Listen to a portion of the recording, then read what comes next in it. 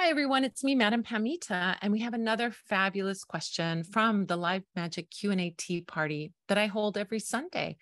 I'd love to see you there. Come join me live over Zoom and ask your questions about witchcraft, magic, spirituality, and I'll answer them.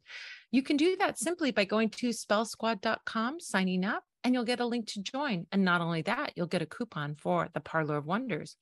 Win-win.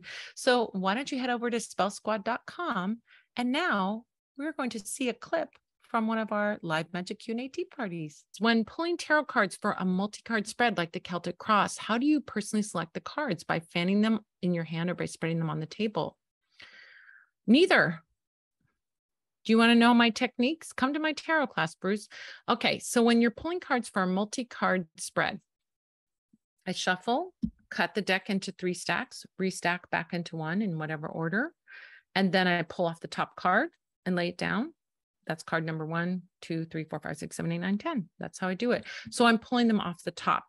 You can spread them and select them. That's another way. So I'm not saying my way is the right way or all other ways are wrong. I'm just telling you my way.